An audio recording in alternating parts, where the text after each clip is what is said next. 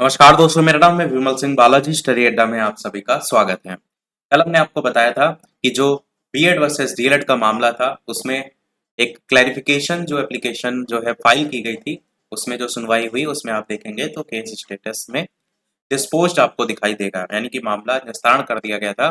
और ये भी बताया था कि वो बिना किसी सुनवाई के ही रजिस्ट्रार लेवल पर ही इसको डिस्पोज कर दिया गया था। अब उसका ये कोर्ट ऑर्डर आपको देखने को मिला। क्या कुछ इसमें बातें हैं, किस कारण से उसको डिस्पोज किया गया, वो आप सिंपल सी लाइनों में समझ लीजिए। अब यहाँ पर बहुत सारी चीजें लिखी हैं, बहुत बड़ी पीडीएफ है, तो हम जो सबसे महत्वपूर्ण पॉइंट है उसको आपको बताते हैं। तो यहाँ पर एक आर्टिकल की बात की गई है, वो है आर्टिकल 32। 32 आर्टिकल आप जानते हैं मौलिक अधिकारों से जुड़ा होता है, और मौलिक अधिकारों के में आपको पता है रिट जारी होती हैं, और जितने भी मौलिक अधिकार हैं उनकी रक्षा की जाए उससे संबंधित होता है। और जो फैसला सुनाया गया था वो भी आपको पता है कि मौलिक अधिकारों का हनन हो रहा था, उसी को आधार बनाते हुए बनाया गया था, जिसमें 6 से 14 वर्ष तक के बच्चों को एक क्वालिटी एजुकेशन जो है वो मिल पाए। आर्टिकल 21 को लेकर के उसमें बात की गई थी।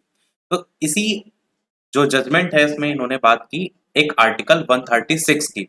अब 136 अनुच्छेद ये कहता है कि सर्वोच्च न्यायालय ने जो भी निर्णय लिया है वो किसी भी आधार पर, अगर राज्य में किसी प्रकार का या किसी न्यायालय के थ्रू किसी प्रकार का कोई आदेश के विरुद्ध अगर आप अपील करना चाहते हैं, माननीय सुप्रीम कोर्ट का अगर कोई ऑर्डर आया है तो उसके आदेश के विरुद्ध अगर आप अपील करना चाहते हैं 136 आर्टिकल में आप कर सकते हैं। परंतु वो मामला आपका किससे ना जुड़ा होना चाहिए, मौलिक अधिकारों से नहीं जुड़ा होना चाहिए। और यहाँ पर वही बात की गई।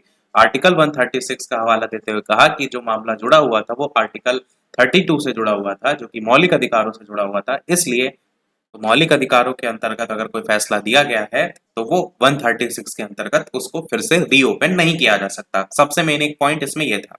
दूसरा एक पॉइंट इसमें ये भी बात की गई है, बाकी दूसरे पॉइंट के तौर पर जो राजस्थान हाई कोर्ट का फैसला आया था उन सारी चीजों को लेकर के बात की है, और जो माननीय सुप्रीम कोर्ट ने जो फैसला दिया था वो भी नियमों के अधीन ही सारे फैसले दिए थे। जैसे आपने देखा सिंगल बेंच डबल बेंच होते हुए जो फाइनल जजमेंट दिया था, तो उसको वापस से रीअपील करने का कोई मतलब नहीं है। उसको लेकर के भी रजिस्ट्रार ने इसमें मेंशन सारी चीजें की हैं। और लास्ट में एक इंपॉर्टेंट पॉइंट इस आप यहाँ पर जो हाइलाइटेड देख पा रहे हैं टेक्स्ट, इसमें बात किया गया है कि राजस्थान जो उच्च न्यायालय ने अपनी जजमेंट पास किया था वो कानूनी तौर पर सही था। और दूसरी चीज, जो मणिपुर राज्य और अन्य में तीन, यहाँ पर आप देख पाएंगे जजमेंट में तीन न्यायाधीश का जो फैसला था उसमें भी जो ये सूरज कुमार ओकराम और अन्य के संदर्भ में मामला था उसमें भी इस बात को दोहराया था कि अगर किसी सक्षम विधायिका द्वारा कोई कानून बनाया जाता है तो वो अदालत के द्वारा असंवैधानिक घोषित जो है वो नहीं किया जा सकता।